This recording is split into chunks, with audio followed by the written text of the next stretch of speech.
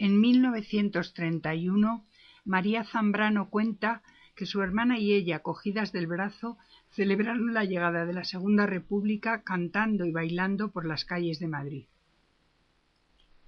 El primer gobierno republicano, presidido por Niceto Alcalá Zamora, puso en marcha la reforma educativa, tan necesaria y urgente en un país con 1 millón de niños sin escolarizar y un 32% de población analfabeta.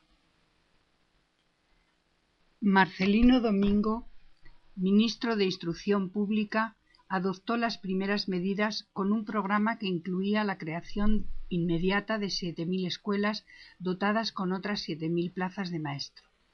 Se organizaron cursillos de selección del profesorado y se dignificó la profesión. Apostó por un modelo de escuela mixta, laica, obligatoria y gratuita. El Estado asumió el pago directo del sueldo de los maestros, que antes dependía de los ayuntamientos, y atrás quedó la tan conocida frase de «pasas más hambre que un maestro de escuela».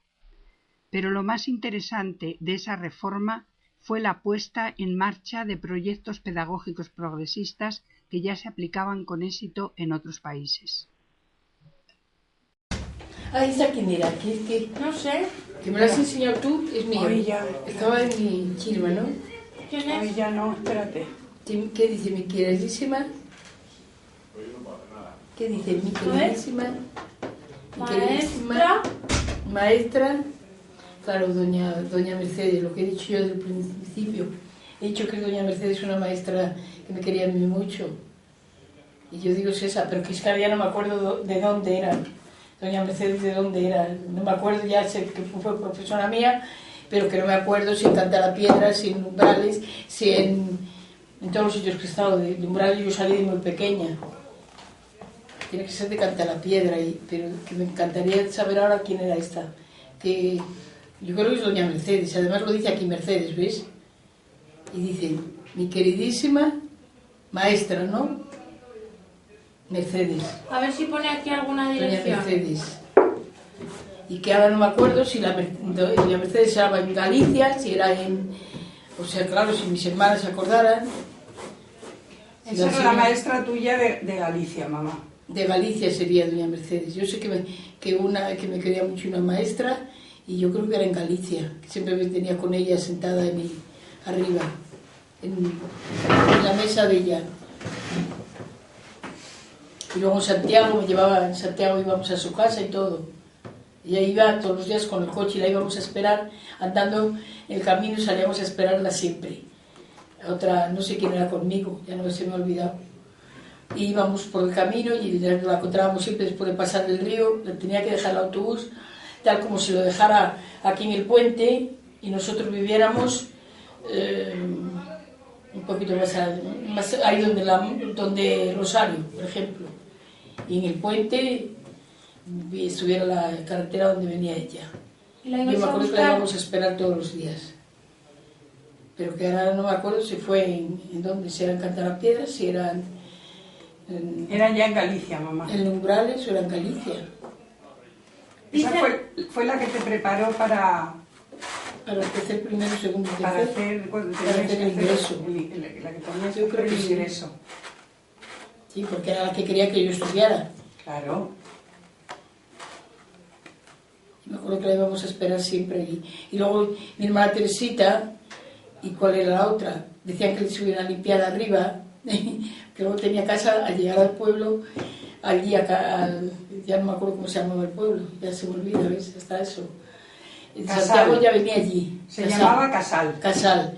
Y ella venía, pero el pueblo donde nos daban las clases, donde estaba la escuela, teníamos que ir a un sitio. Era un anejo de Casal, era la estación, pero luego eso era una aldea. La aldea, pero que yo no me acuerdo. Padrón. No, Padrón estaba en otro sitio. Y yo sé que íbamos a esperarla a los coches, pero ves, nada. Es que ya no me acuerdo nada.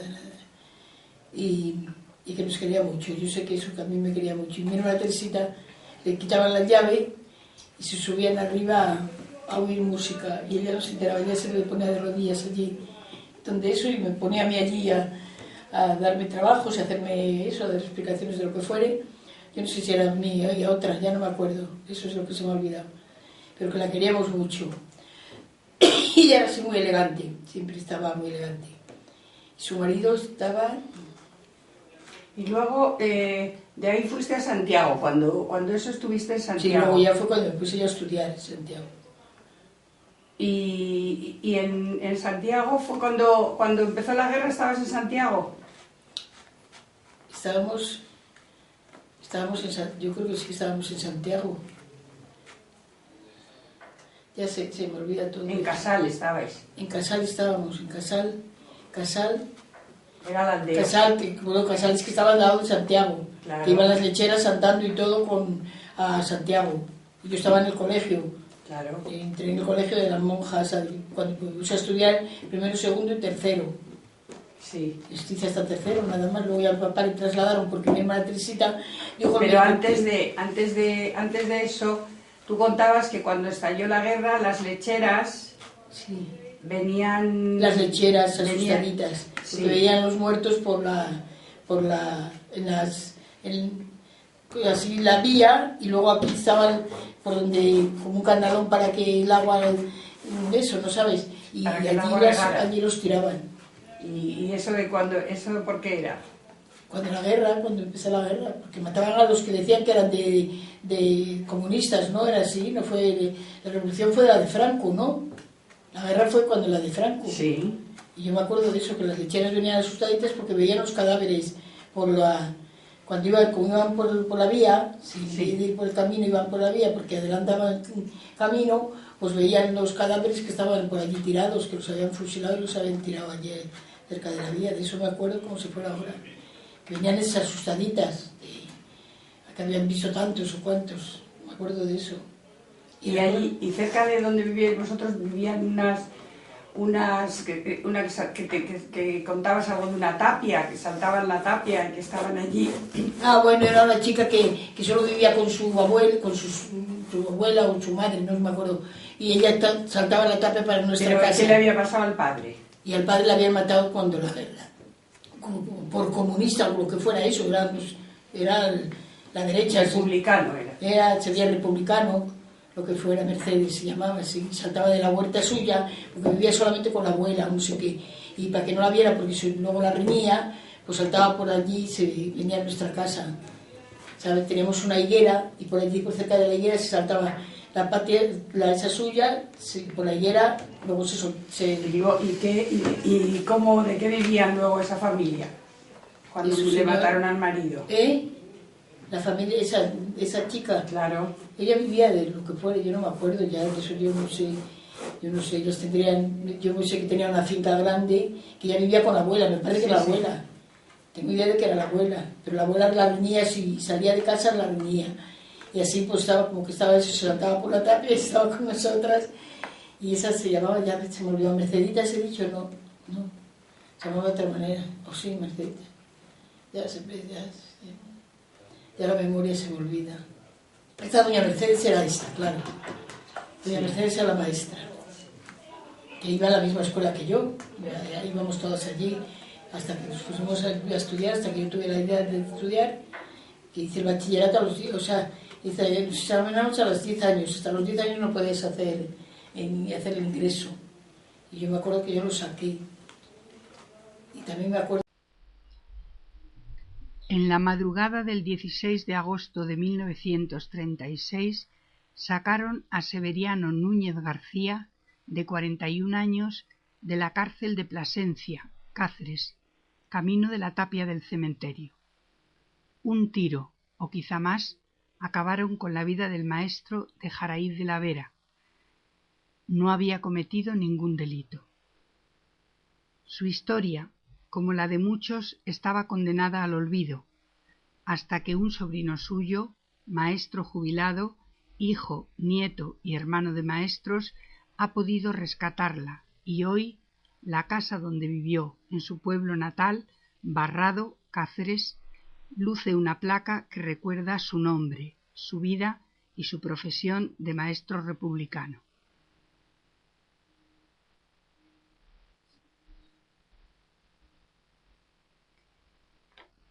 María Florentina Pérez nunca podrá olvidar el 19 de agosto de 1936.